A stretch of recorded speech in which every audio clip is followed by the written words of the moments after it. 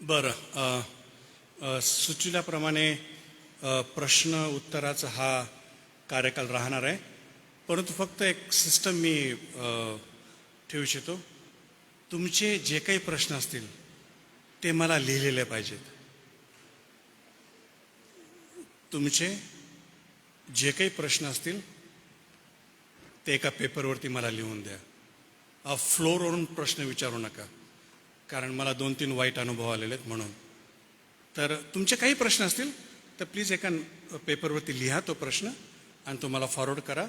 आणि मग ज्यावेळेस प्रश्न उत्तराचा वेळ राहील त्याच्यातून जे अतिमहत्त्वाचे प्रश्न बघ त्याचं उत्तर मी देईल.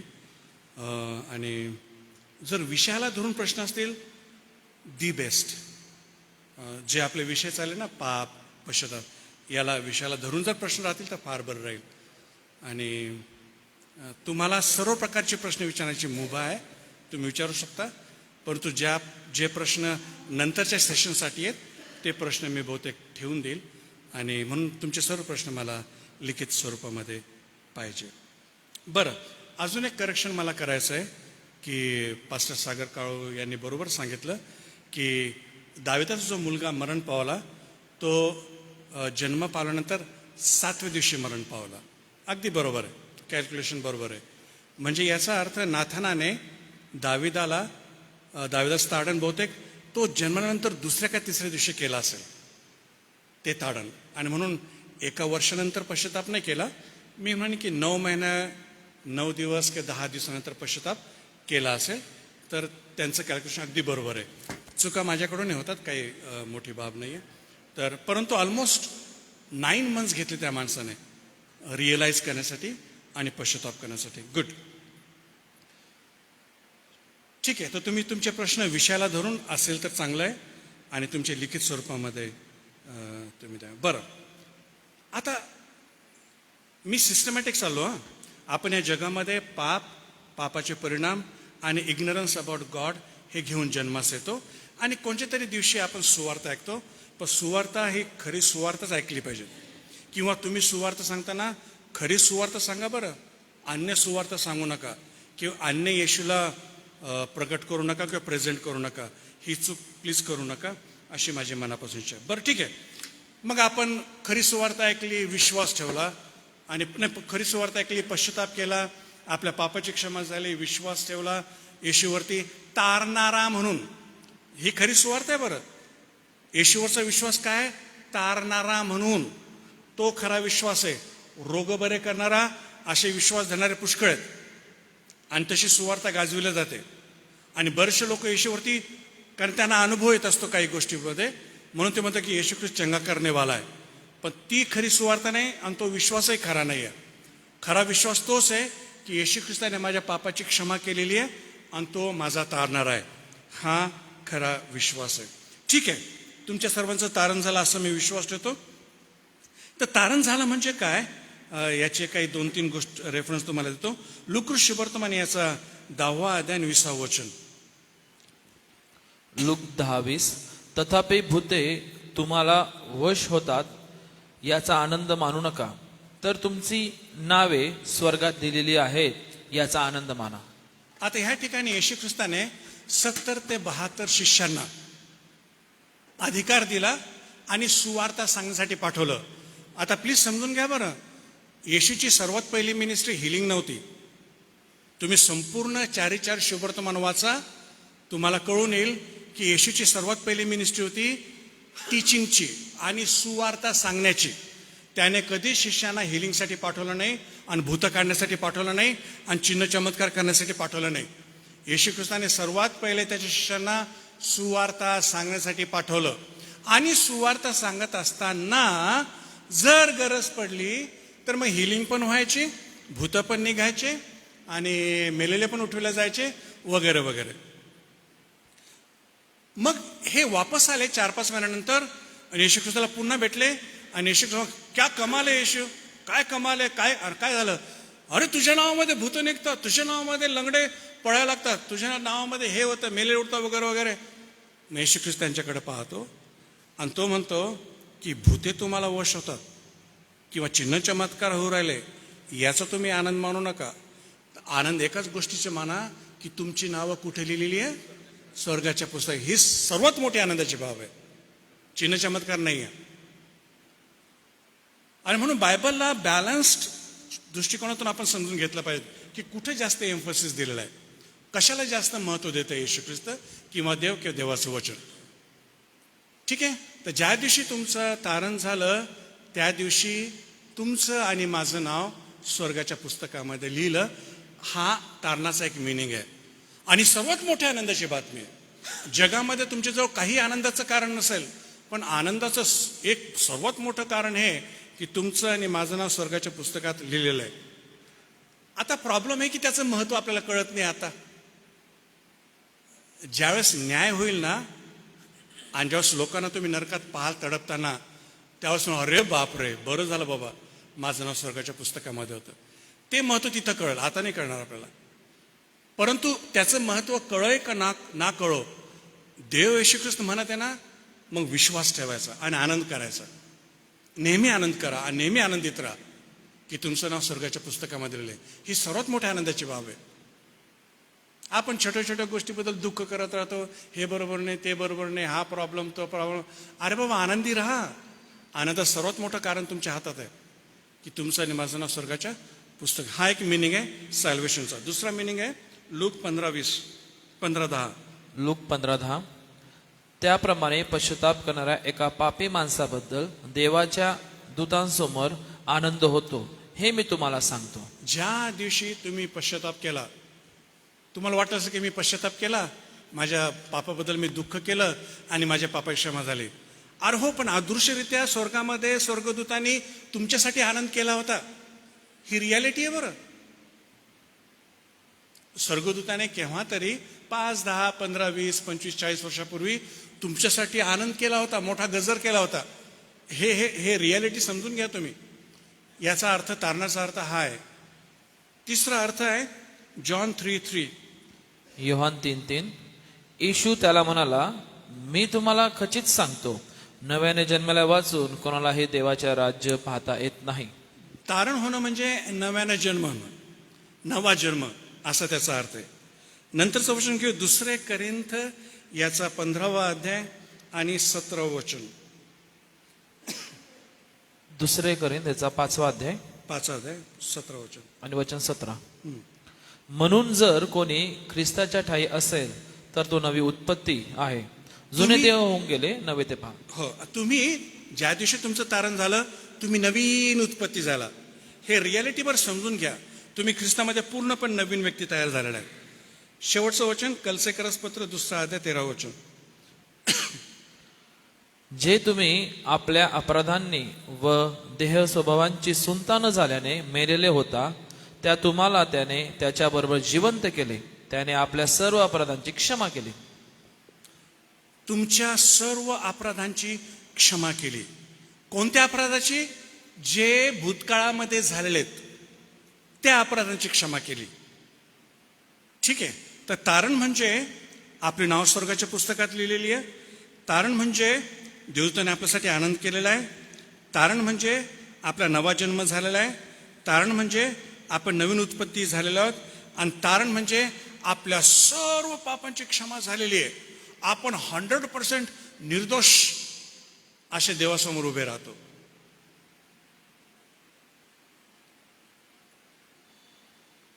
आता याचा अर्थ असा आहे का की तारण झाल्यानंतर पाप होणार नाही? होईल ना, पण त्यासाठी प्रोव्हिजन ऑलरेडी तयार करून ठेवलेलं आहे. जर आपण पाप कबूल करू तर तो विश्वसनीय आहे, तो आपल्या पापांची क्षमा करेल. परत अजून एक टीचिंग ह्या ठिकाणी एक समस्या निर्माण करते. काही लोक असं म्हणजे फार बिब्लिकल वाटतं ते, पण त्याच्यामध्ये ट्रूथ नाही आहे. आता बघा, ते असं म्हणतात येशू ख्रिस्त एकदाचाच क्रूस खांबावरती गेलेला आणि सर्वांच्या पातकासाठी मरण पावला, हे पण बरोबर आहे. मग त्याच्यामध्ये ते शेपूट जोडतात की आपण हयात केलेली पातकं आणि भविष्यात केलेली सगळी पातकं क्षमा केलेली आहे. हे मात्र चुकीचं आहे. असं बायबलमध्ये कुठंच रेफरन्स नाही आहे की येशू ख्रिस्ताने तुमच्या सर्व भविष्यकाळातले सगळे पातकं, अरे जे पाप केलंच नाही तर त्याची क्षमा कशी काय होणार आहे? एक प्रॉब्लेम हा आहे. दुसरा प्रॉब्लेम आहे, पाप कबूल केल्याशिवाय पश्चाताप केल्याशिवाय कसं काय पापाची क्षमा होणार आहे? आणि म्हणून काही थिओलॉजिकल कॉन्सेप्ट जे असतात ते फार विध्वंसक आहेत. आणि त्याच्यामुळं काय होतं की जी परिणामाची जी तीव्रता आहे, इंटेन्सिटी आहे, मग ती डायल्यूट केली जाते. अरे वा, माझ्या ह्याही पापाची क्षमा आहे आणि भविष्यामध्ये जे काही पाप कमी करीन, त्याची क्षमा ऑलरेडी झालेली आहे, हालेलुया, प्रेज द लॉर्ड, फार बरं वाटतं. पण हे चुकीचं शिक्षण आहे. त्याच्यामुळं ही जी तीव्रता आहे, इंटेन्सिटी, ती कमी केली जाते. हो ना, तुम्ही भूतकाळामध्ये ज्यावेळेस तुम्ही पातक कराल तर पातक करण्याचे 2-3 रिॲक्शन्स होत असतात. एक, आपल्याला रिअलाइज होतं की मी पातक केलंय.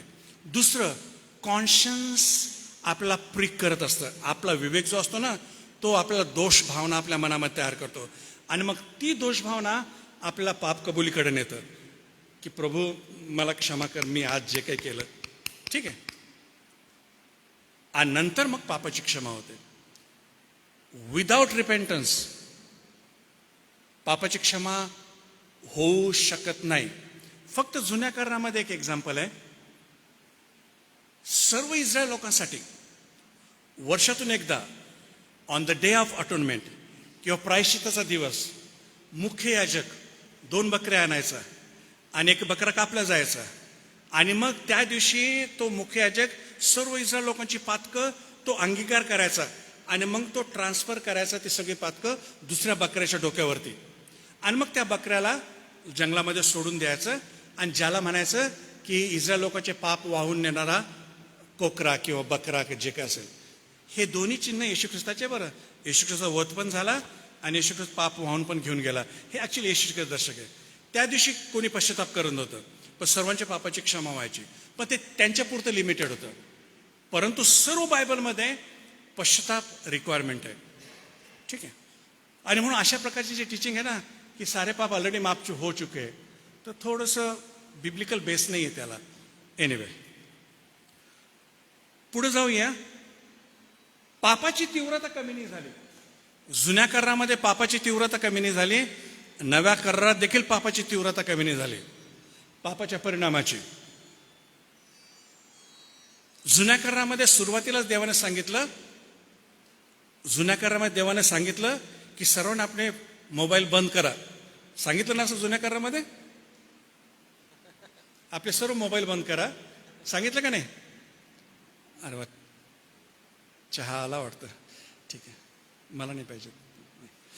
बरं ठीक आहे, तुम्ही फळ खाऊ नका आणि हात लावू नका, स्पर्श करू नका. खाल त्याच दिवशी तुम्ही, ते इंटेन्सिटी सेम आहे. आता काही 4-5 वर्षाचं आपण पाहूया. 4-5 वर्षाचं आपण, अच्छा त्यांचं आहे का, काय हरकत नाही. इर्मया याचा 5वा अध्याय 24वा वचन, 5वा अध्याय 25वा वचन. इर्मया 5:25. बघा बरं, पापाची परिणामाची इंटेन्सिटी काहीही कमी झालेली नाहीये. इर्मया 5:25 वाचा बरं. तुमच्या दुष्कर्मांनी ही फिरवली आहेत, तुमच्या पातकांनी तुमचे हित रोखून धरले आहे. तुमच्या पातकांनी तुमचं हित रोखून ठेवलेलं आहे. फार पॉवरफुल वचन आहे बरं. तुमच्या पातकांनी तुमचं हित रोखून ठेवलेलं आहे. तुमचं हित कोणी रोखून ठेवणार नाही बरं. प्लीज समजून घ्या, तुमचं हित कोणीही रोखून ठेवू शकत नाही. ना तुमचा अधिकारी, ना कोणी पण, जगातला कोणता पण व्यक्ती. तुमचं हित रोखून ठेवणारे तुम्हीच आणि तुमचीच पातकं. प्लीज समजून घ्या बरं. तुमचं अहित करणारे तुमचेच पातकं आहेत. तुमचं हित रोखून धरणारा तुमचंच पातकं आहे. आणि हा देव म्हणत आहे बरं संदेशाद्वारे, आपलं हित आपणच रोखून ठेवतो, आपलीच पातकं. आणि जर तुम्हाला हित करून घ्यायचं असेल ना, प्लीज पापापासून दूर पळा बरं. पापाचे भयंकर परिणाम असतात. नंतरचं वचन रोमकरास पत्र 6:23. कारण पापाचे वेतन मरण आहे, पण देवाचे कृपादान आपल्या प्रभू येशू ख्रिस्तामध्ये सार्वकालिक जुन्या जीवन आहे. करारामध्ये पापाचं वेतन मरण होतं, नव्या करारामध्ये पापाचं वेतन मरण आहे. इंटेन्सिटी थोडीही कमी झालेली नाहीये. नवा करार आला म्हणून येशू ख्रिस्त मरण पावला म्हणून आता पाप हलकं झालं असं नाहीये. Please try to understand. त्याची इंटेन्सिटी तशीच आहे. नंतर जेम्स किंवा याकोबाचं पत्र याचा 1 अध्याय आणि 14 आणि 15 वचनं. याकोब 1:14-15. तर प्रत्येक माणूस आपल्या वासनेने ओढला जातो व भुलवला जातो तेव्हा मोहात पडतो. मग वासना गर्भवती होऊन पापाला जन्म देते आणि पाप परिपक्व झाल्यावर माणसास उपजवते, मरणास उपजवते. पापाचा इमिजिएट परिणाम आहे मरण. पापाचं वेतन मरण आहे. तुम्ही पापाला स्वीकारलं, तुम्हाला मरण स्वीकारावंच लागेल. मग तुम्ही ख्रिस्ती असा का ख्रिस्ती नसा. तुम्ही ख्रिस्ती आहात म्हणून आता थोडंसं इझी झालं तसं नाही आहे. पापाची इंटेन्सिटी मुळीच कमी नाही झालेली. आणि ख्रिस्ती लोकांनी हे समजलं पाहिजे. कारण अशा प्रकारचं शिकवण पसरल्यामुळं की देव खूप चांगला आहे, खूप गोड आहे, त्याच्यामुळं ख्रिस्ती लोकांना पाप करायला खूप इझी जातं. आता मी बरीचशी वचनं वाचणार आहे हे सिद्ध करण्यासाठी की एकदा तुमचं तारण झालं की तारण झाल्यानंतर तुम्हाला पाप करण्याची गरज नाहीये. मी काय म्हणते गरज नाहीये. मी हे म्हणते की तुमच्याकडून होणार नाही. मी हे म्हणते की गरजच नाहीये. आणि तुम्ही जर ठरवलं ना तर तुम्ही पाप अवॉइड करू शकता आणि सगळ्या प्रकारचे अहित तुम्ही अवॉइड करू शकता. तुमच्या जीवनामध्ये जर अहित आहे आणि हित होत नसेल आणि प्रॉब्लेम्स आहेत तर सांगू द्या, त्याला तुम्हीच जबाबदार आहात. आणि विशेष करून आदाम जो घराचा प्रमुख आहे ना माणूस, तो जबाबदार आहे. तारण झाल्यानंतर तुम्हाला पाप करण्याची गरज नाहीये. कारण पाप तुम्ही करू नये म्हणून देवाने सगळे प्रोव्हिजन्स अवेलेबल करून दिले. पवित्र आत्मा दिला. यासाठी तुम्हाला शक्ती यावी पापाच्या विरुद्ध उभं राहण्यासाठी. देवाचं वचन दिलेलं आहे. तुम्ही ते वाचून त्याच्यातून तुम्ही ज्ञान घ्यावं. देवाने पवित्र मंडळी दिलेली आहे की त्याच्या सहभागितेमध्ये तुम्ही वाढावं म्हणून. तुम्हाला पाप करण्याची गरज नाही. बरं, हे डोक्यातून काढून टाका की आम्ही तर मनुष्य जात आहोत आणि पाप हा आमचा स्वभावच आहे आणि आमच्याकडून होतच. मुळीच नाही. पापाची पॉवर तुमच्या विल पॉवरपेक्षा मोठी नाहीये. पुन्हा एकदा सांगतो, सैतान आणि पाप तुमच्यावरती कुरघोडी करू शकत नाही जबरदस्ती. तुम्ही अलाव केलं तरच. आणि म्हणून तुमचं जे सेल्फ कंट्रोल आहे आणि तुमची जी विल पॉवर आहे, तुम्ही एकदा ठरवलं ना मी पाप करणार नाही, करू शकत नाही. आता तुम्ही योसेफाचं उदाहरण घ्या ना. तरुण मुलगा आणि पोटिफराच्या पत्नीने त्याच्यावरती हात टाकला. तो काय म्हटला, आता मी तरुण आहे, माझ्याकडून पाप तर होणारच. असं नाही. तिथून पळून गेला तो. विल पॉवर ही पापाच्या पॉवरपेक्षा अतिपटीने अनेक पटीने मोठी आहे. पण ती तुम्ही प्रॅक्टिस केली पाहिजे. तुम्हाला पाप करण्याची गरज नाही. आता काही जवळपास 10-12 रेफरन्सेस आहे, आपण ते सगळे वाचूया. एक्सोडस 20:20. निर्गम 20:20. तेव्हा मोशे लोकांना म्हणाला, भिऊ नका, कारण तुमची परीक्षा पहावी आणि त्याचे भय तुमच्या मनात राहून तुम्ही पाप करू नये यासाठी देव आला आहे. देव यासाठी आला की तुम्ही पापच करू नये. अगदी सुरुवातीपासून देव सांगत आहे की पाप करू नका, पाप करू नका, पाप करू नका, पाप करू नका. कारण देवाला माहिती आहे की पापाचे परिणाम किती भयंकर आहेत. नंतरचं वचन स्तोत्र 4:4. त्याची भीती बाळगा, पाप करू नका, अंथरुणात पडल्या पडल्या आपल्या मनाशी विचार करा, स्तब्ध रहा. त्याची भीती बाळगा आणि अंथरुणात रात्री पडल्या पडल्या स्तब्ध राहा, विचार करा आणि पाप करू नका. मग याचा अर्थ दिवसभरामध्ये तुम्ही ज्या चुका केल्या त्या बिछण्यावर जाण्याच्या अगोदर सर्व त्याचं अकाउंट 0 व्हायला पाहिजे. तुम्ही देवाला पाप कबूल केलं पाहिजे किंवा पश्चाताप केला पाहिजे की क्षमा मागितली पाहिजे. बिछण्यावर पडल्या तिथंच अकाउंट क्लोज होणं फार आवश्यक आहे. त्यानंतर स्तोत्र 85:8. परमेश्वर देव जे काही बोलल ते मी ऐकून घेईल, कारण तो आपल्या लोकांशी व आपल्या भक्तांशी क्षेमकुशलांचे भाषण करील. मात्र त्यांनी मूर्खपणाकडे पुन्हा वळू नये. मात्र त्यांनी मूर्खतेकडे पुन्हा वळू नये. देवाची इच्छा आहे की एकदा तुमचं तारण झालं ना मग पुन्हा त्या मूर्खतेकडे वळू नका. नंतरचं वचन आपण घेऊया.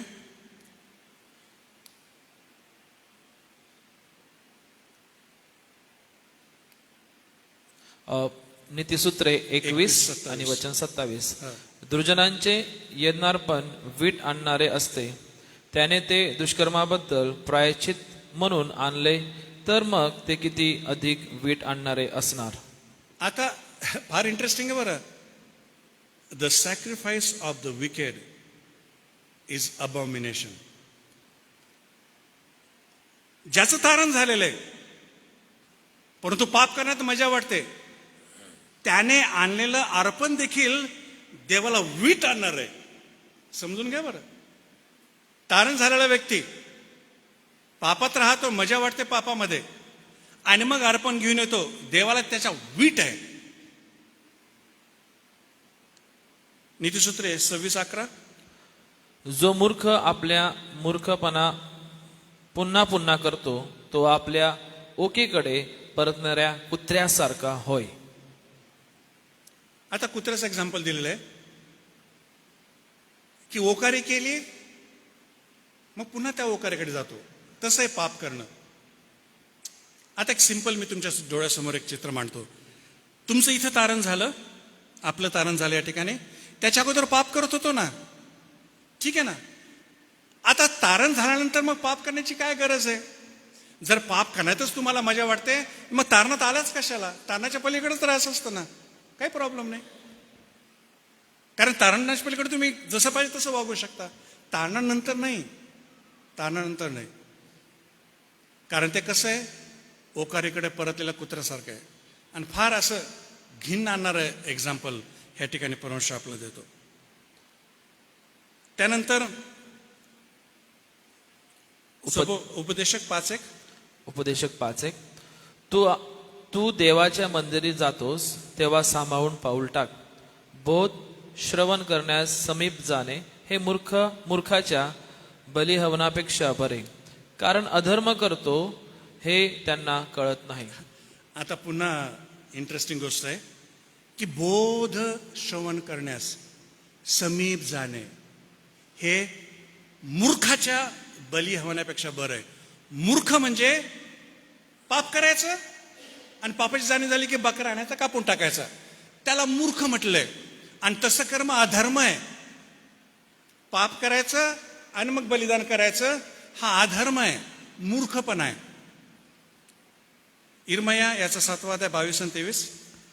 इर्मया 7:22-23. तुमच्या पूर्वजांना मी मिस्र देशातून बाहेर आणले, त्या दिवशी होमबलीविषयी किंवा यज्ञबलीविषयी मी त्यांना काही सांगितले नाही व आज्ञा दिल्या नाही. तर मी त्यांना एवढेच आज्ञा केली की माझे वचन ऐका, म्हणजे मी तुमचा देव होईल व तुम्ही माझे लोक व्हाल. तुमचे बरे व्हावे म्हणून जो सरळ मार्ग मी तुम्हाला सांगतो त्याने चाला. आता अजून थोडं लक्ष द्यावं लागेल तुम्हाला. मिस्र देशामधून इस्रायल लोक निघाले. एक्झॅक्टली ऑन 45th डे, 45व्या दिवशी ते सिनाय पर्वताजवळ आले, ठीक आहे.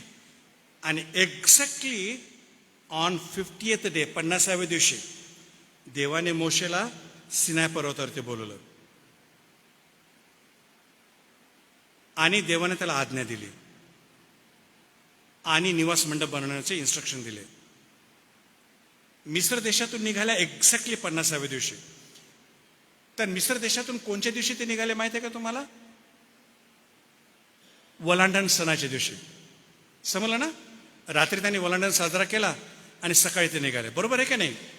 तो वलांडण सणापासून 50व्या दिवसाला काय म्हणतात? पेंटिकॉस्ट, बरोबर आहे का नाही?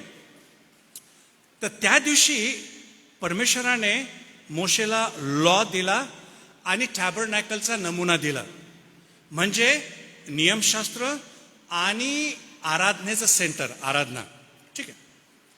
ज्यावेळेस ते प्रॉमिस लँडमध्ये गेले त्यावेळेस हाच पेंटिकॉस्ट डे नंतर हार्वेस्ट डे म्हणून सेलिब्रेट करण्यात आला, हंगामाचा सण म्हणून सेलिब्रेट करण्यात आला. आणि एक्झॅक्टली नव्या करारामध्ये 50व्या दिवशी पवित्र आत्मा उतरला आणि मंडळीचा जन्म झाला.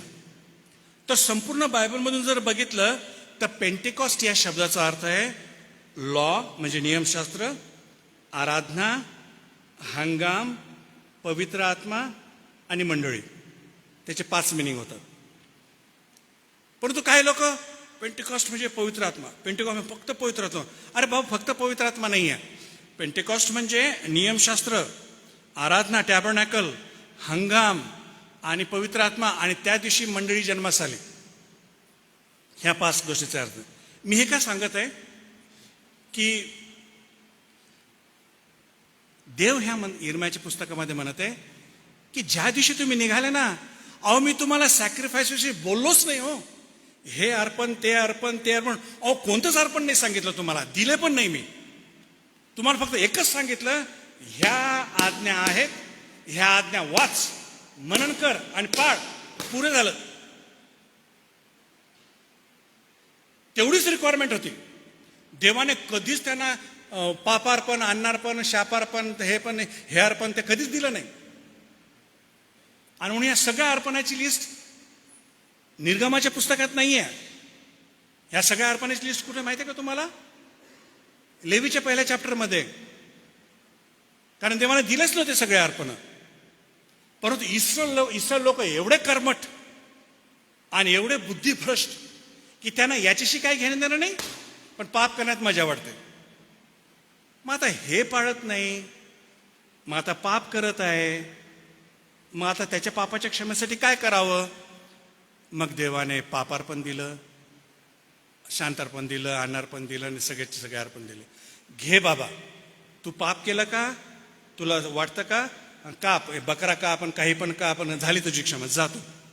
देवाने पहिले कधीच ती चॉईस होतीच नव्हतीच देवाची अर्पण देण्याची.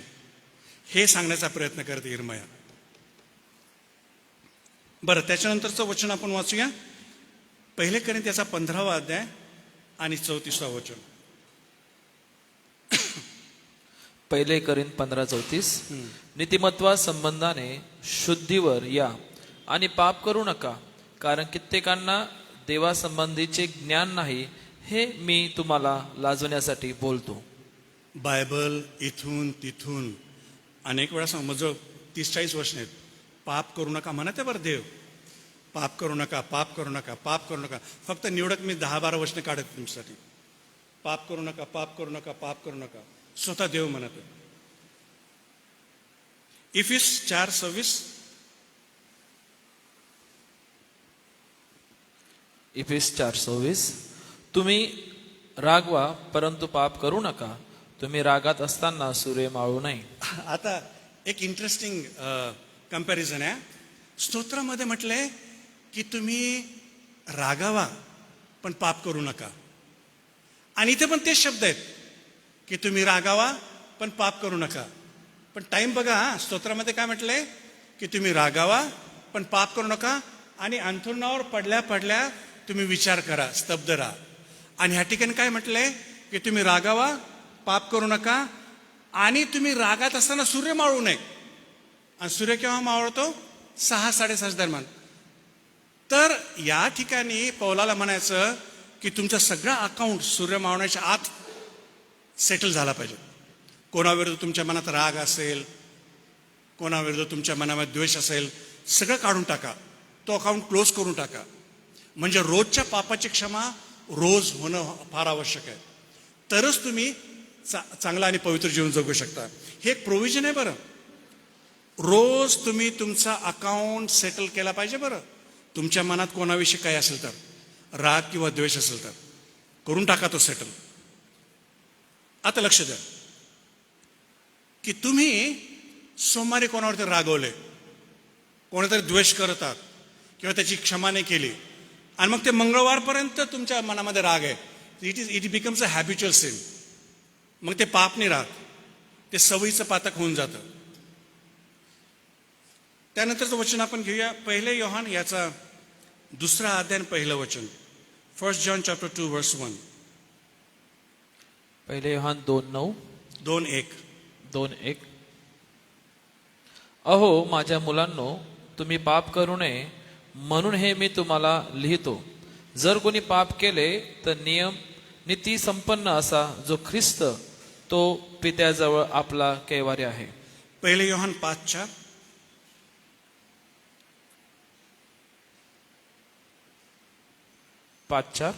कारण जे काही देवापासून जन्मलेले आहे ते जगावर जय मिळवते, आणि ज्याने जगावर जय मिळवला तो म्हणजे आपला विश्वास.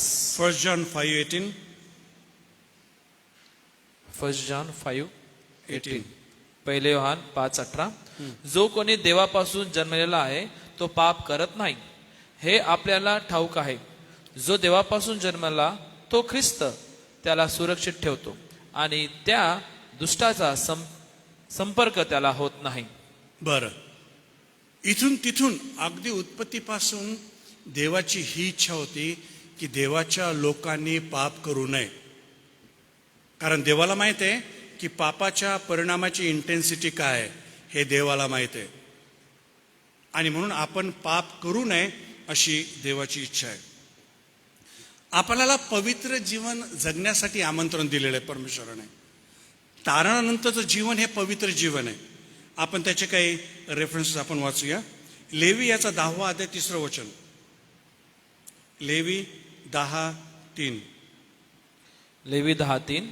या बाबतीत मोशे अरोनाला म्हणाला, परमेश्वराने सांगितले ते हे, जे माझ्याजवळ येतील त्यांना मी पवित्र असण्याचे दिसून येईल, आणि सर्व लोकांसमक्ष माझा गौरव होईल. तेव्हा अरोन चुप राहिला. बरं, याचं बॅकग्राऊंड मी तुम्हाला सांगतो. आरोनाचे 2 लेकरं होते तरुण, आणि त्यांना लेवीय सेवा करण्यासाठी की याजकाची सेवा करण्यासाठी संधी मिळाली, आणि त्यांना सांगितलं तुम्ही धूप जाळत जा. ठीक आहे, सर्वांचं लक्ष आहे का? ठीक आहे. तुम्हाला निवास मंडप माहिती आहे का? निवास मंडप. ठीक आहे, निवास मंडपमध्ये किती भाग केले होते? ठीक आहे, 3 भाग होते. एक अंगण, ठीक आहे, आणि दुसरं कोणचं आहे? पवित्र स्थान, आणि तिसरं कोणचं आहे? परमपवित्र स्थान. ठीक आहे. अंगणामध्ये कोणकोणचे आर्टिकल्स होते किंवा फर्निचर होतं, वस्तू होत्या? गंगाळ होतं आणि होमवेदी होती. बरोबर आहे. आणि नंतर काटे चमचे वगैरे, ते इंगळ वगैरे काढण्यासाठी ते छोटे छोटे. पवित्र स्थानामध्ये किती फर्निचर होते?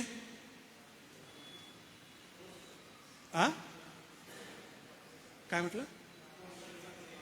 पवित्र स्थानामध्ये कोश परमपवित्र स्थानामध्ये होता. मेज होता. बरोबर आहे. आणि मेजावरती काय ठेवलं जायचं? भाकरी ठेवल्या जायच्या. अगदी बरोबर. आणि अजून कोणचं फर्निचर होतं पवित्र स्थानामध्ये? काय? दीपस्तंभ. ओके, बरोबर आहे. आणि अजून एक काय होतं फर्निचर? धूपवेदी. करेक्ट. आणि ह्या आरोनाच्या दोन्ही लेकरांना धूप जाण्यास संधी भेटली. ते धूप जाळायला गेले. बरं, परमपवित्र स्थानामध्ये काय होतं? फक्त एकच फर्निचर होतं किंवा एकच संदूक होता, ज्याला काय म्हणायचे? कराराचा कोश. फक्त कोश नाही बरं, कराराचा कोश. त्याला कराराचा कोश का म्हटलं जायचं माहिती आहे का? कारण त्याच्यामध्ये 10 आज्ञाच्या पाट्या ठेवल्या होत्या. तो करार होता, तोच करार. त्या करारामुळं त्याला कराराचा कोश. तुम्ही पाट्या काढून टाका, त्या बॉक्सला काही मिनिंग नाही आहे, काहीच अर्थ नाही त्याला. ठीक आहे, त्याच्यामध्ये त्या आज्ञा होत्या म्हणून त्याला कराराचा कोश. आणि आपल्यासाठी कराराचा कोश हा आहे सध्या. ठीक आहे. आरोनाचे लेकर दोन्ही गेले धूप जाळायला. ऑन द स्पॉट मेले.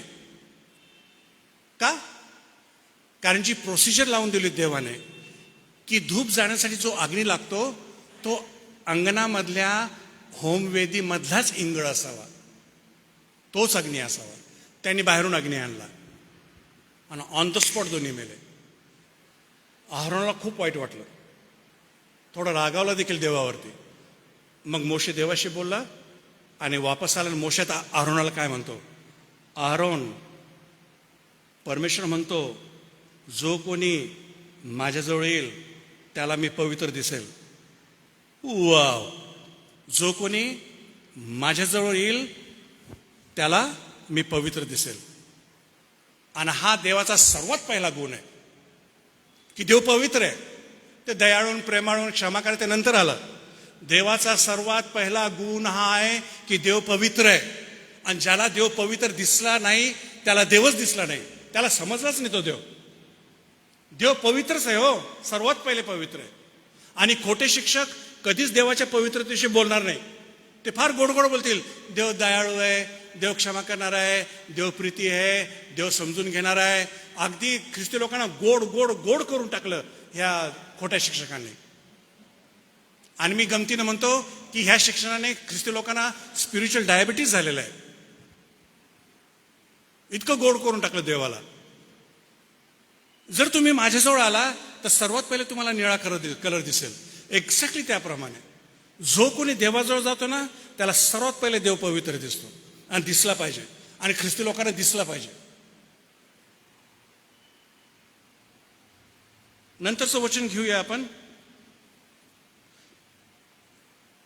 जोशुआ 24:19, यहोशुआ 24:19. यहोशुआ 24:19. यहोशुआ लोकांना म्हणाला, तुम्हाला परमेश्वराची सेवा करवणार नाही, कारण तो पवित्र देव आहे. तो ईर्ष्यावान देव आहे. तो तुमच्या अपराधांची व पातकांची क्षमा करणार नाही. यहोशुआ म्हणतो मी आणि माझा घराणा परमेश्वर सेवा करणार. आता तुम्ही ठरवा, नाही आम्ही पण करू. यहोशुआ म्हणतो तुम्ही नाही करू शकणार, नाही जमणार तुम्हाला, कारण देव पवित्र आहे आणि त्याची सेवा पवित्रतेनेच करावं लागेल. तर आपण जे सर्व सेवक आहोत ना, प्लीज समजून घ्या बरं. जर तुमचं पात्र जर पवित्र नसेल ना, तुम्ही नाही सेवा करू शकत. करायसाठी कराल तुम्ही, पण ती मान्य कधीच होणार नाही. देवाची सेवा फक्त पवित्रतेनेच होऊ शकते, अन्यथा नाही. तुमच्या नॉलेजने पण नाही होणार. हे समजून घ्या बरं, हे सिरियस मॅटर्स आहेत. त्यानंतरचं वचन घेऊया, स्तोत्र 16:3. स्तोत्र 16:3. पृथ्वीवरील पवित्र जन हेच श्रेष्ठ होत, त्यांच्या ठाई माझा सगळा संतोष आहे. देवाचा संतोष फक्त पवित्र लोकांमध्ये बरं, सर्वांमध्ये नाहीये. आणि जगामध्ये पवित्र लोक हेच श्रेष्ठ लोक आहेत. आणि देवाचा संतोष फक्त त्याच लोकांमध्ये की जे पापापासून दूर राहतात, पापाचा द्वेष करतात आणि पवित्र जीवनात जगण्यासाठी स्ट्रगल करतात. देवाला संतोष फक्त त्याच लोकांमध्ये, सर्वांमध्ये नाही आहे. आणि मग खोट्या शिक्षणापासून दूर राहा बरं, की देव सर्वांवर प्रीती करतो, देव सर्वांचं तारण करेल, देव फारच प्रेमळ आहे आणि सर्वांना घेऊन जाईल, देव समजून, हे सगळं चुकीचं शिक्षण आहे. देव त्याच्या बाबतीमध्ये फार कडक आहे. त्यानंतर आपण वचन घेऊया हग्गय याचा 2रा अध्याय आणि वचन 14. हग्गय 2:14. हग्गय 2:14. हग्गयाने म्हटले, परमेश्वर म्हणतो की या लोकांची व या राष्ट्राची माझ्या दृष्टीने अशी स्थिती आहे आणि त्यांच्या हातचे प्रत्येक काम असेच आहेत. तेथे ते जे अर्पण करतात ते अशुद्ध आहेत. आता लक्ष द्या बरं, याचं बॅकग्राऊंड तुम्हाला सांगतो, फार इंटरेस्टिंग बॅकग्राऊंड आहे. हग्गयाला परमेश्वर म्हणतो तू याचकांना बोलव बरं, सगळे याचक बोलो आणले, जे काय 30-40 याचक असतील, काही इस्रायल लोक, यहुदी लोक पण असतील वगैरे, ठीक आहे. आता त्यानं 2 प्रश्न विचार. मग हग्गयानं पहिला प्रश्न विचारला, समजा पवित्र वस्त्रामध्ये, एका वस्त्रामध्ये पवित्र मांस आहे आणि त्या पवित्र मांसाचा स्पर्श ह्या टेबलला झाला, मग हा टेबल पवित्र होईल का? त्यांनी याचकांना विचारला प्रश्न. नाही होणार. बट ठीक आहे, एक मनुष्य मेलेल्या व्यक्तीला शिवला किंवा शवाला शिवला, मृतदेहाला शिवला, तो अशुद्ध झाला का? हो, अशुद्ध झाला. आणि समजा तो अशुद्ध व्यक्ती त्याने या टेबलला स्पर्श केला, तर हा टेबल अशुद्ध होईल का? हो, होईल. आणि मग हग्गय म्हणतो की देव हेच म्हणतो की हे सगळे लोक असेच आहेत, कारण ते अशुद्ध असल्या कारणाने ते जे काही काम करतात ते सगळं अशुद्ध आहे. इवन जे अर्पण जरी आणतात ते मंदिरामध्ये, ते अर्पण देखील अशुद्ध आहे. ज्या कशाला ते हात लावतात सगळं अशुद्ध करून टाकतात. देव फार सिरियस आहे बरं, पवित्रतेविषयी फार सिरियस आहे देव. आणि आपण पापाला लाईटली नको घ्यायला. आपण पाप केलं की अशुद्ध झालो, मग आपण घरी जातो, पत्नीला हात लावतो, लेकरांना हात लावतो, भांड्या कुंड्यांना हात लावतो, फर्निचर सगळं आपण अशुद्ध करून टाकतो. ही रियालिटी आहे बरं. पापाला लाईटली घेऊ नका. पाप एक भयंकर बाब आहे. आणि तुमचं हित रोखून धरणारं दुसरं कोणीच नाही आहे, जगातला कोणताच माणूस नाही आहे. तुमचं हित रोखून धरणारं तुमचंच पातक, आहेच नाही दुसरं. आणि देव म्हणतो की ह्या लोकांची अशीच गत आहे.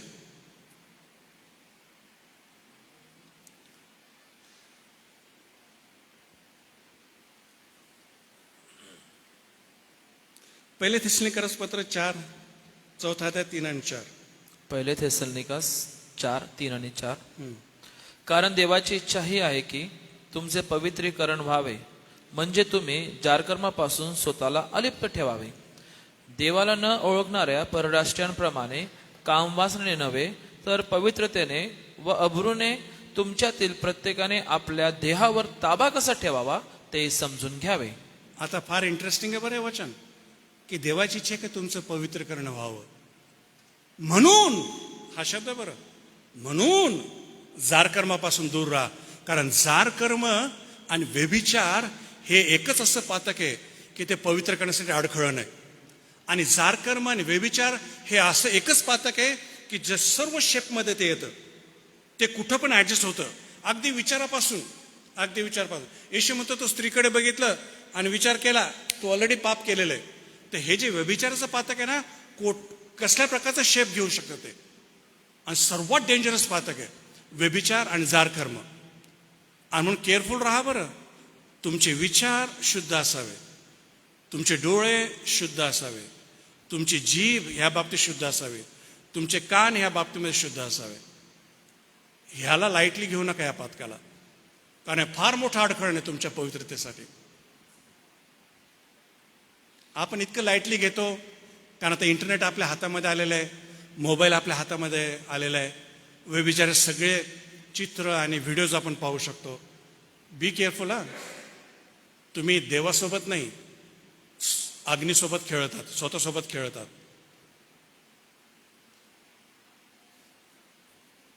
दुसरे तिमोथी 2:21. दुसरे तिमोथी 2:21. म्हणून जर कोणी त्यापासून दूर राहून स्वतःला शुद्ध करेल तर तो पवित्र केलेले, स्वामीला उपयोगी पडणारे, प्रत्येक चांगल्या कामास तयार केलेले असे मानाचे पात्र होईल. जो स्वतःला शुद्ध करत राहतो तोच देवाच्या सेवेसाठी मानाचं पात्र होऊ शकतो, अन्यथा नाही. तुम्ही करा ना मिनिस्ट्री, पापामध्ये राहा, मिनिस्ट्री चालेल, पण देव कधीच स्वीकार करणार नाही. हा, लोक स्वीकार करतील ना, अधिकारी पण स्वीकार करतील, पण देव नाही स्वीकार करणार. कारण देवाची सेवा फक्त पवित्रतेनेच होऊ शकते. शेवटचं वचन इब्री 12:14. इब्री 12:14. सर्वांबरोबर शांततेने राहण्याचा व ज्या वाचून कोणालाही प्रभूला पाहता येत नाही ते पवित्रीकरण मिळण्याचा जटून प्रयत्न करा. पवित्रतेशिवाय तुम्ही देवाला पाहू देखील शकणार नाही. स्वर्गात जाणं सोडावं, पवित्र जीवन जगल्याशिवाय तुम्ही देवाला संतुष्ट देखील करू शकत नाही. बाकीचं सोडूनच द्या. ते पवित्रकरण मिळण्याचा प्रयत्न करा की ज्याच्याशिवाय कोणी देवाला पाहू शकणार पण नाही पाहू शकणार.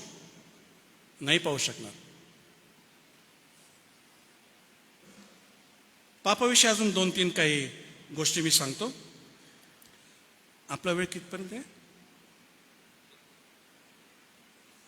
आपला वेळ किती वाजेपर्यंत आहे? 1 वाजेपर्यंत का? ठीक आहे, अर्धा तास आहे. मुख्य रूपाने पापाचे अनेक प्रकार आहेत, परंतु 2 मुख्य प्रकार आहे. प्लीज हे समजून घेण्याचा प्रयत्न करा. 10 आज्ञा तुम्हाला माहिती आहे का? 10 आज्ञा माहिती आहे ना? सांगा बरं, पहिली आज्ञा कोणची आहे?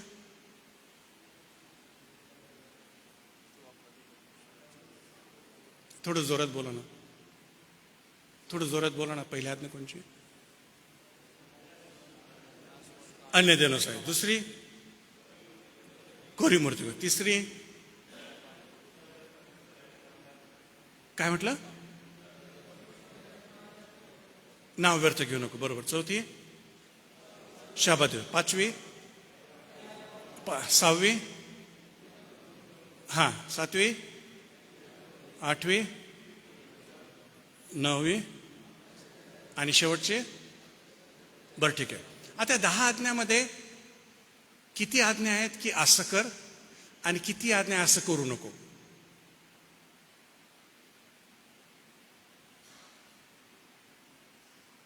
किती आज्ञा आहे असं कर आणि किती आज्ञा असं करू नको?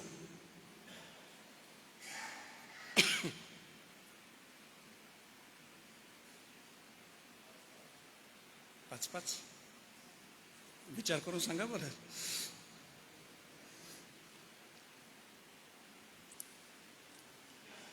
हा, 4 काय आहेत? करा का नका करू? म्हणजे करू नका का करा का? 4 आज्ञा काय म्हटलं? कोणत्या 4 आज्ञा आहे ज्या करायला सांगितल्या?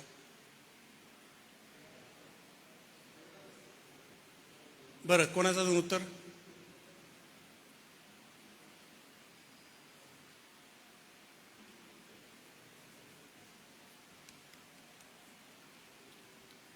ओ पाळक लोक हो, तुम्हाला प्रश्न विचारला मी.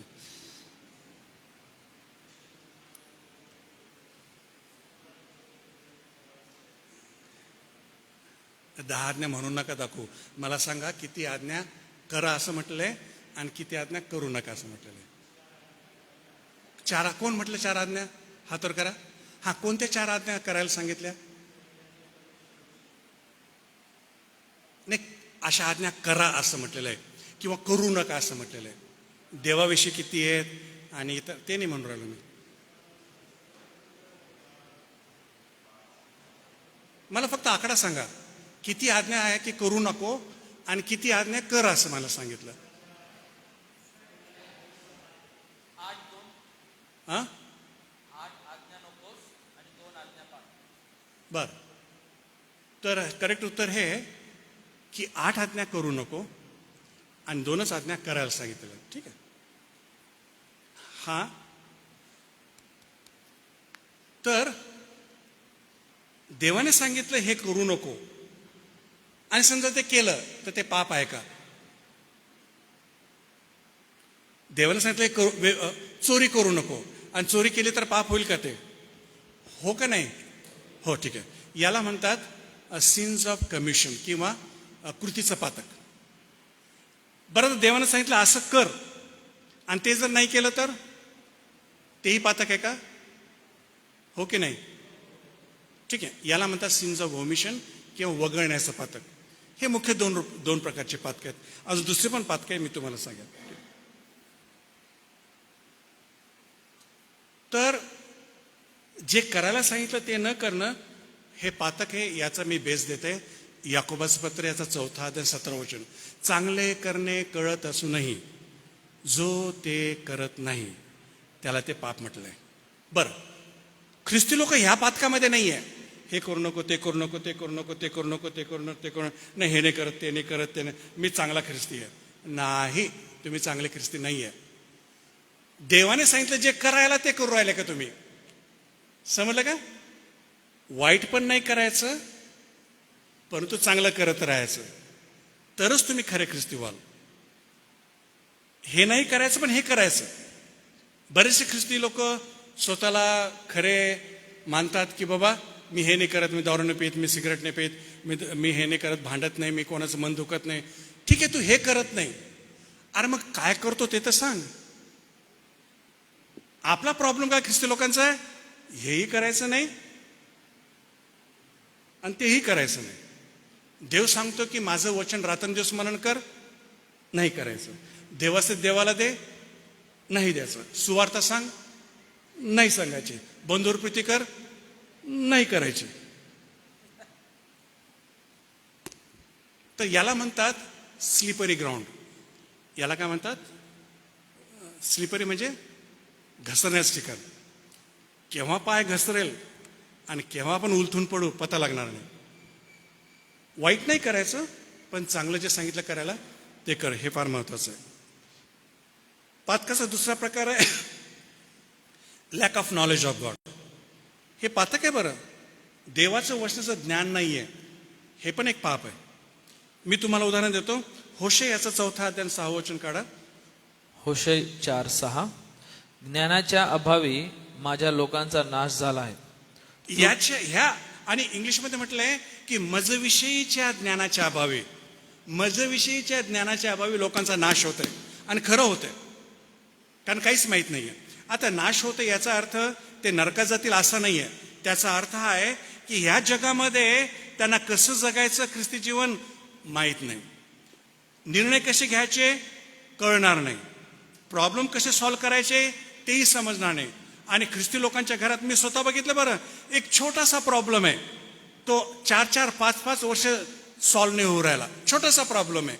का? कारण प्रॉब्लेम सॉल्व्ह कसं करायचं माहीतच नाहीये, निर्णय कसे घ्यायचे माहीतच नाहीये, काय करायचं माहीत नाहीये, काय नाही करायचं तेही माहीत नाहीये. आणि म्हणून मनुष्य, ख्रिस्ती मनुष्य ह्या देवाच्या ज्ञानाच्या अभावी नाश पाहू शकतो. त्याचं इथलं जीवन बेकार होऊन जातं, काही अर्थ नाही राहत. त्यानंतर फॉल्स टीचिंग, हे पण एक पातक आहे बरं. तिताला पत्र याचा पहिला अध्याय 11 वचन, तिताला पत्र याचा पहिला अध्याय 11 वचन. तिता 1:11. हा, त्यांचे तोंड बंद केले पाहिजे, ते शिकवू नये, ते अनितीने पैसे मिळवण्यासाठी शिकून ते संपूर्ण घराण्याच्या विश्वासाचा नाश करतात. हे खोटे शिक्षक जे नाही शिकवायचं ते शिकून संपूर्ण घराण्याच्या विश्वासाचा नाश करतात. आणि जो घराचा आदाम असतो ना त्यालाच माहीत नसतं बायबल, आणि मग अशा खोटे शिक्षकांना घरी घेऊन येतो आणि मग बायकोला लेकराला तसा विश्वास करायला सांगतो आणि संपूर्ण घराण्याचा नाश होऊन जातो. आदामांनो, तुम्हाला पूर्ण बायबल माहीत असलं पाहिजे बरं. जर तुम्हाला तुमच्या कुटुंबाचा जर बचाव करायचा असेल तर तुमच्याकडे दुसरा उपाय आहेच नाही. You don't have any other option. आदामांनो तुम्हाला बोलत आहे मी, तुम्हाला संपूर्ण बायबल माहीत असलं पाहिजे. खरं शिक्षण खोटं शिक्षण काय हे कळायला पाहिजे. तुम्ही तुमच्या लेकरांना शिकवलं पाहिजे. आदामांनो, तुम्ही सर्वात पहिले तुमच्या कुटुंबाचे पाळक आहात, नंतर मंडळीचे. त्यानंतर लव ऑफ मनी हे एक भयंकर पातक आहे आणि त्याचं मी तुम्हाला उदाहरण देतो. बलाम नाश झाला. बलाम कोण होता माहिती आहे ना? देवाचा माणूस होता. पण ज्यावेळेस राजाने सांगितलं की तू ये माझ्याकडं, मी तुझा मोठा सन्मान करीन. मोठा सन्मान या शब्दाचा अर्थ काय माहिती आहे का? 300 ते 400 गावं मी तुला देऊन टाकेन. आणि तो एक प्रकारचा छोटासा राजा त्या 300-400 गावाचा होशील. मग त्या 300-400 गावाचे सगळी जमिनी तुझी, तिथलं सगळं सोनं तुझं, सगळं चांदी तुझी, सगळे लोक तुझे. आणि बलाम हा पापला आणि शेवटी त्याचा नाश झाला. तुम्हाला गेहजी माहिती आहे? गेहजी माहिती आहे ना? एलियाचा चाकर अलिशा, चाकर म्हणजे सेवक, एलियाचा सेवक अलिशा तो प्रॉफिट झाला आणि अलिशाचा सेवक गेहजी तो नेक्स्ट प्रॉफिट होणार होता. परंतु नामान साहेब आले, बरे झाले आणि नामानाने ऑफर केली सोनं चांदी उत्तम कपडे. याला मोह सुटला, पाठीमागं पळत गेला, घेऊन आला, घरात लपून ठेवलं. अलिशा काय म्हटला? कुठे गेला होता रे? नाही, मी घरीच गेलो होतो, जाऊन आलो. मी तुला पाहिलं म्हणे पळताना, नामानेश पाठीमागं पळताना मी तुला पाहिलं म्हणे. आणि ही वेळ आहे का म्हणे हे अशा गोष्टी घ्यायचे? आता नामानाचं कोड तुला लागेल म्हणे. Ministry finished. लव ऑफ मनी फार बेकार आहे बरं. याच्यापासून दूर राहा. जरूर कष्ट करा, श्रम करा, जॉब करा, सेवा करा, जितकं कमवता येईल तितकं कमवा, पण लव ऑफ मनी फार डेंजरस आहे. मी तुम्हाला इयोबाचं उदाहरण देतो. इयोबासारखा श्रीमंत मनुष्य त्या काळात कोणीच नव्हता. इयोबासारखा देवाला भिवून सात्विक मनुष्य कोणीच नव्हता. आणि एकाच दिवसात सगळं बरबाद झालं. आणि तो काय म्हणतो? देवाने दिलं, देवाने नेलं. तो म्हणतो मी नग्न असं जन्मास आलो आणि नग्न असं जाणार आहे. वाव, काय त्याचा पर्स्पेक्टिव्ह आहे, त्याचा दृष्टिकोन जीवनाकडे बघण्यास पाहणा की बाबा मी नग्न असं जन्मास आलो आणि नग्न असं जाणार आहे. आणि ह्या 2 पॉईंटच्या मध्ये जे काही मला भेटलं ते सर्व देवापासून मला भेटलं. प्लीज विचार करा बरं. मग ह्या 2 पॉईंटमध्ये त्याला आईवडील भेटले, बहीणभाऊ भेटले, पत्नी भेटली किंवा पती भेटला, लेकरं भेटले, घर भेटलं, वस्तू भेटल्या, जॉब भेटल्या, मिनिस्ट्री भेटली, पैसा भेटला, जमीन भेटली, जे काही असेल सोनं चांदी बँक बॅलन्स जे ह्या दोन्ही पॉईंटच्या मध्ये जे काही भेटलं मला ते सर्व देवापासून भेटलं. आणि तो म्हणतो देवाने दिलं, देवाने नेलं, धन्य त्याचं नाव. He never had a love of money. Please समजून घ्या बरं. यहुदा इस्करियोत साहेब त्याच लाईनमध्ये, बलामाच्या आणि गेहजीच्या लाईनमध्ये. लव्ह ऑफ मनी याच्यापासून दूर राहा. अजून एक पातक आहे की ज्याला क्षमाच नाही आहे. माहिती आहे ना कोणचं पातक आहे? पवित्र आत्म्याविरुद्ध लबाडी. याला क्षमा नाही बरं. बरं, पवित्र लबाडी कशी होऊ शकते मी तुम्हाला 2-3 उदाहरण सांगतो. प्रेषितांच्या कृत्य याचा 5व्या अध्यायामध्ये एक जोडपं आहे. माहिती ना त्यांचं नाव काय आहे? हनन्या आणि सप्पिराबाई. हनन्याराव आणि सप्पिराबाई ह्या दोघांनी प्रॉपर्टी विकली, जे काही 10 लाख रुपये आले. आणि त्या काळामध्ये काय करायचे, सगळेजण आपले जमिनी घरदार विकायचे आणि सगळ्याला पैसा कोणाच्या चरणाजवळ ठेवायचे? प्रेषिताच्या चरणाजवळ ठेवायचे. याने विकली सगळी प्रॉपर्टी 10 लाख. मग दोघं विचार करू राहिले, अरे यार द्यायचे का 10 लाख? द्यायचे का नको देऊ, का देऊ का नको देऊ? तर हा म्हटलं सर आपण ठेवून घेऊ ना थोडंसं. त्यांना काय माहिती आपण कितीला विकली. असं करा म्हणे, 5 लाख ठेवून द्या, 5 लाख देऊन टाका. पण असा आव आणायचा की जसं 5 लाखालाच विकल्यात गेली. हा आव आण नाही बरं. मग हनन्या साहेब गेले, हनन्याराव पेत्र हे घ्या, आणि असा आव आणला की सगळं देत आहे. तर पेत्र म्हटलं तू एवढ्यालाच विकली का? हो. मग पेत्र म्हटलं की तू विकण्या अगोदर देखील तुझीच होती आणि विकल्यानंतर देखील तुझीच प्रॉपर्टी आहे. हा पैसा पण तुझाच आहे. पण आम्ही काय मागत नाही तुम्हाला की तू सगळंच दिलं पाहिजे. जर हन्याने हे म्हटलं असतं की पेत्र 10 लाखाला विकली पण 5 लाख ठेवले, हे 5, तरी काही प्रॉब्लेम नव्हता, खरेपणा होता. पण इथं आव आणलं जाते खोटारडेपणाचं. आणि पेत्र काय म्हणतो की पवित्र आत्म्याविरुद्ध लबाडी करण्यासाठी सैतानानं तुझं मन का भरकवलं है ना? मग त्याला संधी भेटली का पश्चाताप करण्यासाठी? On spot. त्याच्यानंतर त्याची बायको पण आली 3 तासानंतर ऑन स्पॉट. तर पवित्र आत्म्याविरुद्ध लबाडी फार बेकार आहे बरं. आणि दुर्भाषण, पवित्र आत्म्याशी खेळू नका बरं. आणि खोटे शिक्षक तुम्हाला पवित्र आत्म्यासोबत खेळायला लावतात यासाठी की तुमच्याकडून ती चूक व्हावी आणि तुम्हाला परमनंट तिकीट भेटावं नरकाचं. आणि हा खेळ फार बेकार आहे बरं. पवित्र आत्म्याविरुद्ध लबाडी आणि पवित्र आत्म्याविरुद्ध दुर्भाषण. आता त्या ठिकाणी हनन्या साहेबांनी काय लबाडी केली? जे देवाला द्यायचं काढून ठेवलं. नाही सगळं द्यायचं, नाही सगळं द्यायचं, थोडंसं आपल्यासाठी ठेवायचं. हा खेळ खेळू नका बरं देवासोबत प्लीज. आणि जे चुकीचं शिकवतात ना की संतोषाने देणारा देवाला आवडतो, ते सगळ्या बाबतीत नाही आहे. ते ऑफरिंगच्या बाबतीमध्ये म्हटलेलं आहे. कारण संत पौल यरुशलेम येथल्या संतांसाठी ऑफरिंग कलेक्ट करते, ऑफरिंगच्या बाबतीमध्ये, टायतच्या बाबतीमध्ये नाही. आणि बरेच सांगतात की नव्या करार टायतविषयी कुठे लिहिलं आहे. ठीक आहे ना, काय कर, त्यांचा विश्वास तो आहे.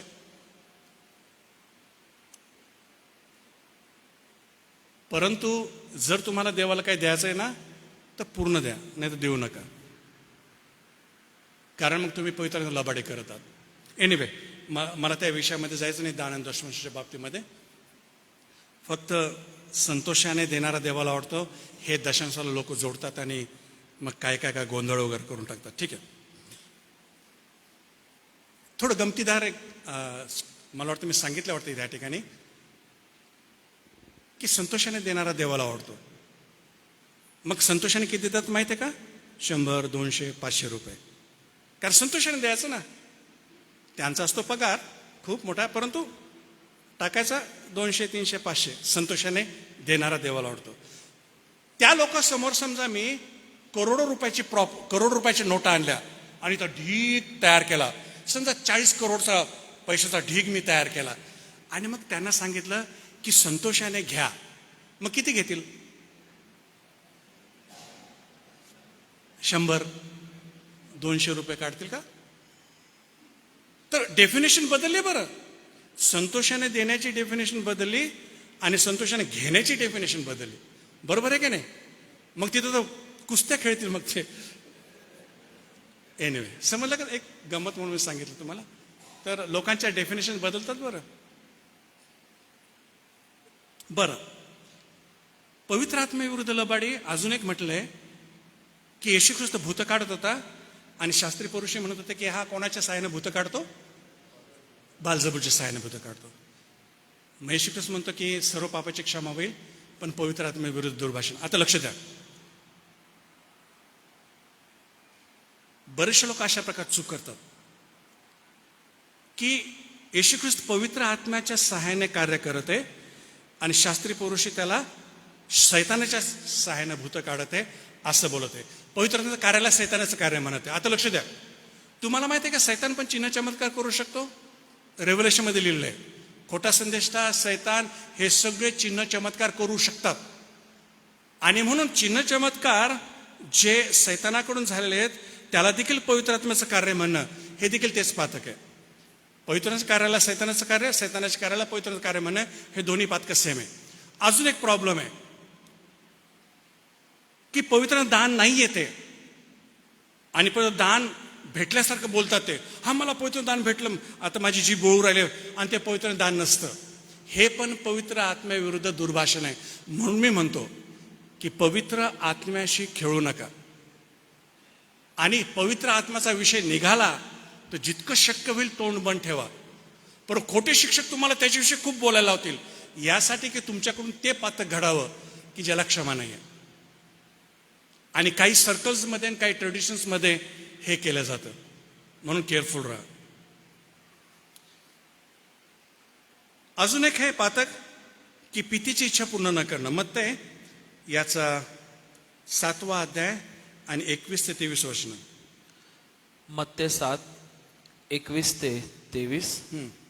मला प्रभुजी प्रभुजी असे म्हणणाऱ्यांना प्रत्येकाचा प्रवेश स्वर्गाच्या राज्यात होईल असे नाही, तर जो माझ्या स्वर्गीय पित्याच्या इच्छेप्रमाणे वागतो त्याचा होईल. त्या दिवशी बस, प्रभुजी प्रभुजी म्हणणाऱ्यांना कोणी स्वर्गाच्या जाणार नाही, फक्त पित्याची इच्छा. बरं, पित्याची इच्छा काय?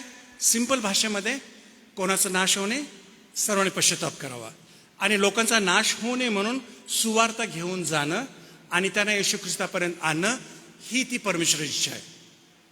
आणि ही पर्सनल लाईफमध्ये करत राहा. बरं, ही पित्याची इच्छा पूर्ण करत राहा. तुम्ही पास्टर आहात, ही तुमची गिफ्ट आहे. गिफ्ट वेगळी आहे, पण देवाची इच्छा वेगळी आहे. तुम्ही देवाची इच्छा टाळू नका. बरं, गिफ्टच्या पोटी देवाची इच्छा टाळू नका, कारण त्याच्याशिवाय तुमचा स्वर्गाच्या राज्यात प्रवेश होणार नाही.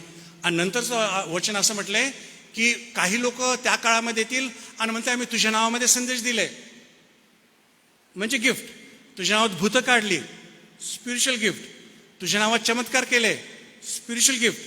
आणि मग येशू ख्रिस्त त्यांना म्हणतो की अहो अनाचार करणाऱ्यांना तुम्ही निघून जा, मी तुम्हाला कधीच ओळखत नव्हतो.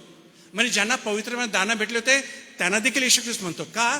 कारण त्यांनी पितेची इच्छा पूर्ण केली नाही, त्यांनी जाऊन सुवार्थ सांगितले नाही आणि लोकांच्या ताणासाठी झटले नाही. गिफ्ट इज डिफरंट, देवाची इच्छा, पित्याची इच्छा हे डिफरंट आहे. हे समजून घेणं फार आवश्यक आहे. आणि बरेचसे लोक चुका करतात या बाबतीमध्ये. म्हणजे ही चूक माझ्याकडून देखील झाली म्हणून सांगतो.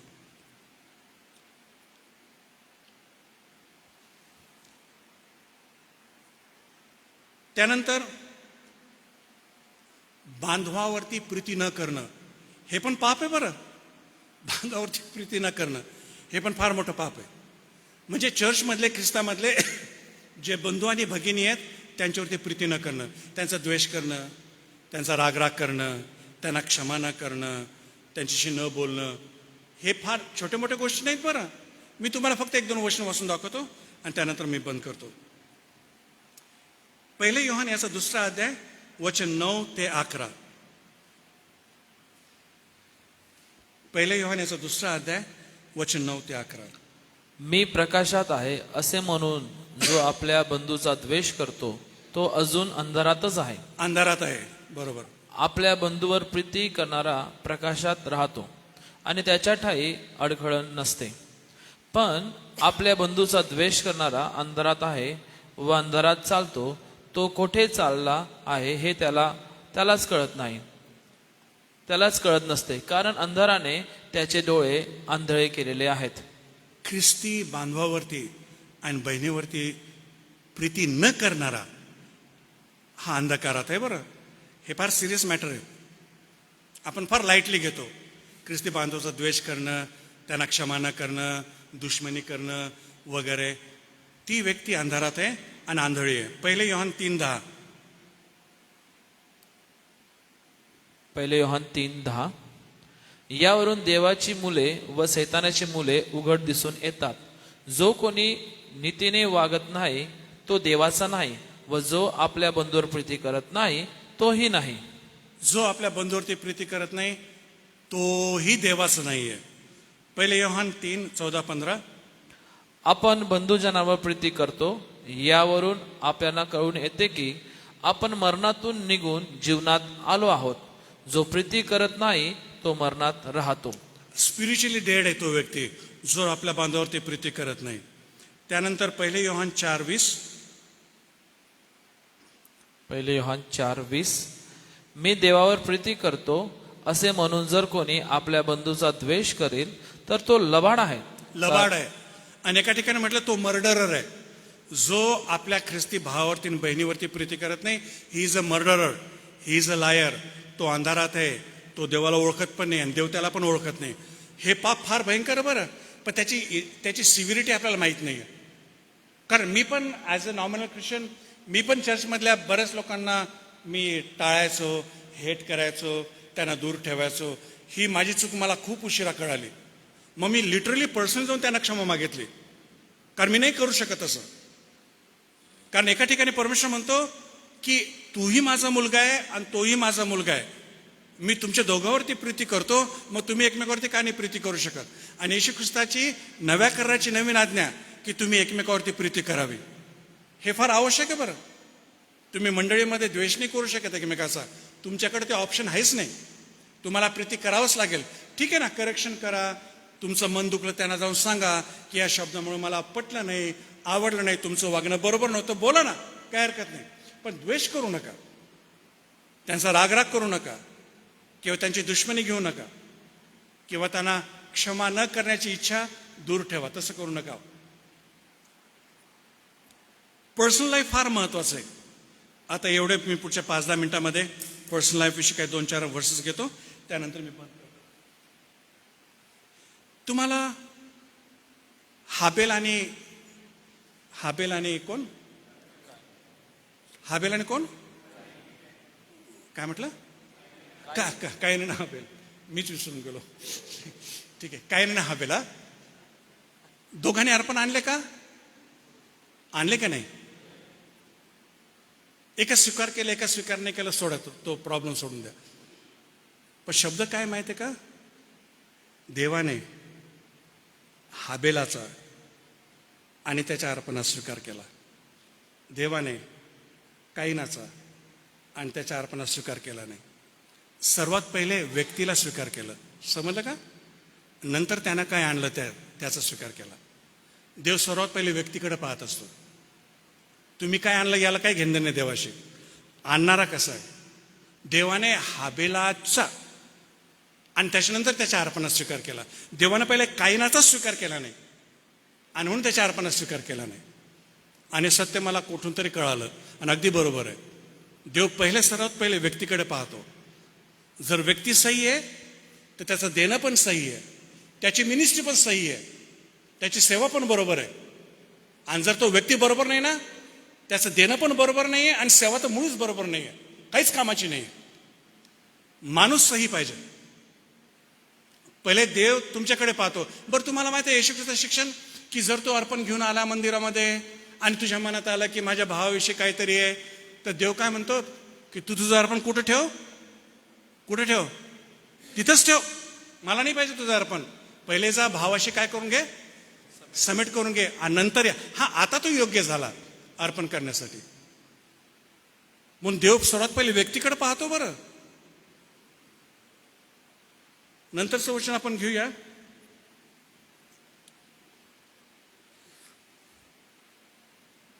पहिले शमूएल याचा 16वा अध्याय आणि 7वं वचन. पहिले शमूएल 16 आणि 7. 16:7.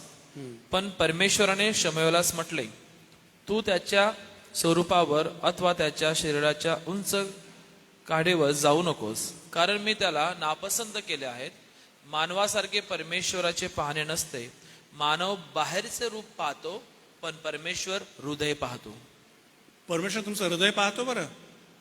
ठीक आहे, तुम्ही वरून खूप चांगले दिसत असाल, पण हृदय देवाला माहित आहे.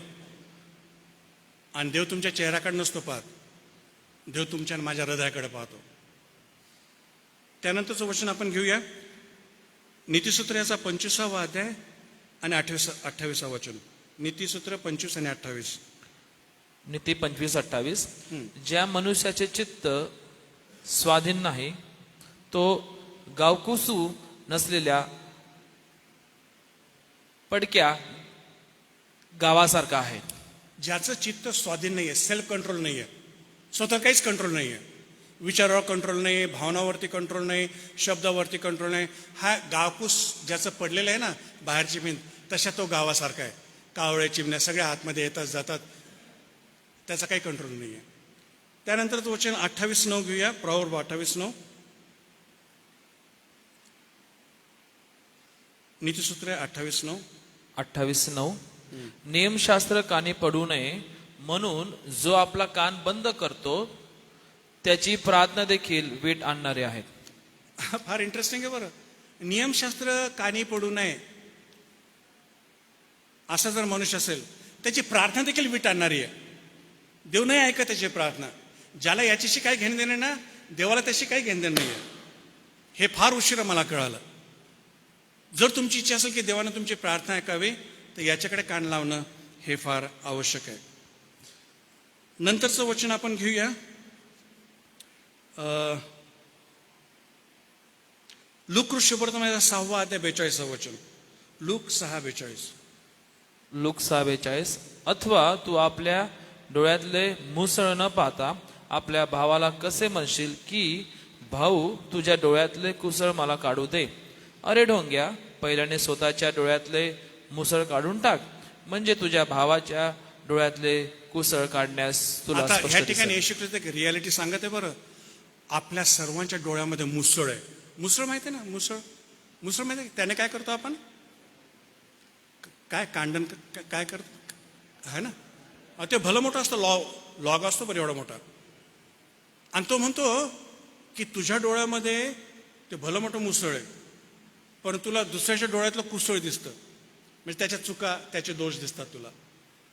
अरे खरं म्हटलं ना, आपल्यावरती काम करण्यासाठी खूप मोठी जागा आहे. सर्वात पहिले आपल्यावरती काम करावं लागेल. हे भलं मोठं मुसळ जे आहे ना, तुमची पर्सनॅलिटी जी फॉल्टी आहे ना, तुमचा जो स्वभाव आहे ना, सीन नेचर, आणि सीन नेचरचे इफेक्ट झालेले तुमच्या विचारावरती, तुमच्या भावनावरती, तुमच्या पर्स्पेक्टिव्हवरती, तुमच्या डिसिजन मेकिंगवरती, ते पहिले करेक्ट करणं फार आवश्यक आहे. We are not normal people. पुन्हा एकदा सांगतो, तारण झाल्यानंतर आपण नॉर्मल नसतो. आपण सर्व प्रकारच्या ॲबनॉर्मॅलिटीने भरलेला असतो. आपल्याला करेक्शन करायला जावं लागतं.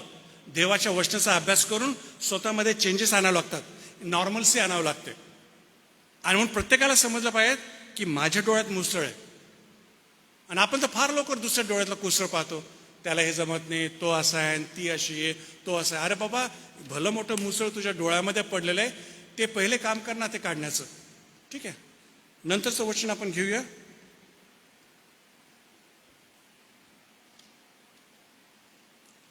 पहिला पेत्र याचा 2रा अध्याय आणि 11 वचन. पहिल्या पेत्र 2:11. हा. प्रियजन हो, जे तुम्ही प्रवासी व परदेशीवासी आहात, त्या तुम्हाला मी विनंती करतो की जीवात्म्याबरोबर लढणाऱ्या दैहिक वासनापासून दूर राहा. बरं, शेवटचं वचन आहे, तुमच्या जीवात्म्याबरोबर लढणारा तुमच्याच दैहिक वासना आहेत. म्हणजे याचा अर्थ तुमच्या जीवाला आणि तुमच्या आत्म्याला नरकात घेऊन जाणारा तुमच्याच दैहिक वासना असतात. सैतान तुम्हाला नरकामध्ये नाही घेऊन जाऊ शकत. ठीक आहे. आपल्याला, मला नरकात नेणारा मीच, आणि माझेच पातकन, माझेच दैहिक वासना, ही रियालिटी बरं. आणि देव त्या प्रत्येक व्यक्तीकडे पाहतो जो स्वतःला शुद्ध करण्याचा प्रयत्न करतो आणि आपलं पात्र स्वच्छ ठेवण्याचा प्रयत्न करतो. देव त्याचाच उपयोग करून घेतो. आणि म्हणून तुम्हाला पवित्र जीवन जगण्यासाठी बोलवलेलं आहे. तुमचा सर्वात मोठा शत्रू ह्या तुमच्या शरीरात असलेल्या दैहिक वासना. सैतान नाही बरं तुमचा शत्रू. सैतान तुमचा शत्रू नाही आहे. सैतान प्रायमरीली देवाचा शत्रू आहे. तुमचा शत्रू आणि तुम्हाला नरकात घेऊन जाणाऱ्या तुमच्याच दैहिक वासना, तुमच्याच इच्छा, तुमचेच पाप करण्याची वृत्ती, दुसरं काहीच नाही आहे.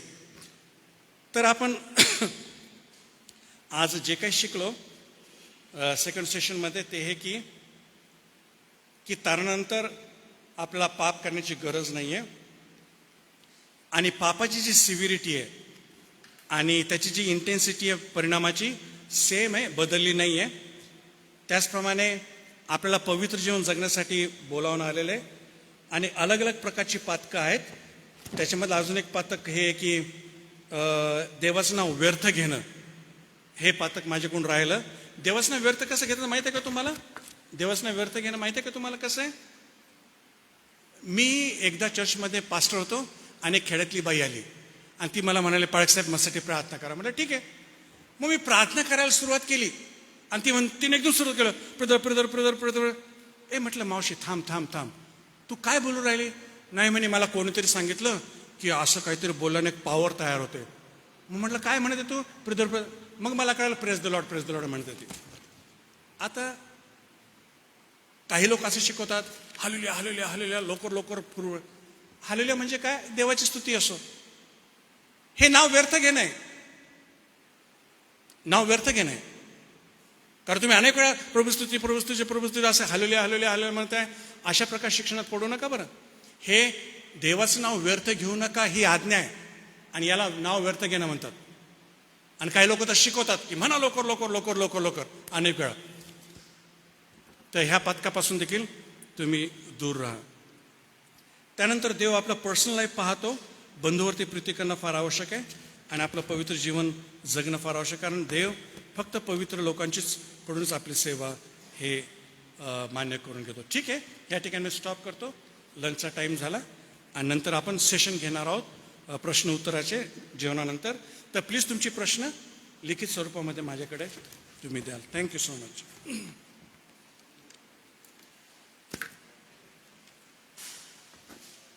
धन्यवाद पाळक साहेब, अतिशय गहन आणि महत्त्वपूर्ण अशा ह्या पवित्र वचनासाठी. आता आपण प्रार्थना करू आणि प्रार्थनेनंतर डाव्या हाताला बॉयज हॉस्टेल आहे. बॉयज हॉस्टेलला जेवणाची व्यवस्था आहे. आपण त्या ठिकाणी जाऊ आणि जेवण घेऊ व 2 वाजता पुन्हा या ठिकाणी आपण येऊ. प्रार्थना करू. प्रभू, आम्ही तुझी स्तुती करतो सुंदर पवित्र वचनाच्या मननचिंतनासाठी. जी पवित्र वचनं आम्ही ऐकली ती आमच्या अंतःकरणात रुजू दे आणि याच्यावरती अधिक मनन करून आम्ही आमच्या ख्रिस्ती कौटुंबिक जीवनाला, आमच्या आध्यात्मिक जीवनाला आणि जे सामाजिक जीवन आम्ही जगत आहोत सोबतच आमच्यावर अवलंबून असणाऱ्या अनेकांसाठी ते उपयोगी असं ठरणार आहे. पाळक साहेबांसाठी आभार मानतो. त्यांच्या सेवेसाठी आम्ही तुझी स्तुती करतो. आता पुढील वेळ आम्ही एकत्र सहभोजन घेऊ. ते आशीर्वादाचं असू दे. प्रार्थना प्रभू येशूच्या नावाने केली म्हणून तो ऐक. आमेन. बरं, आपण मोटरसायकल किंवा गाडी घेऊन पण तिकडे येऊ शकता. जे मेन गेट आहे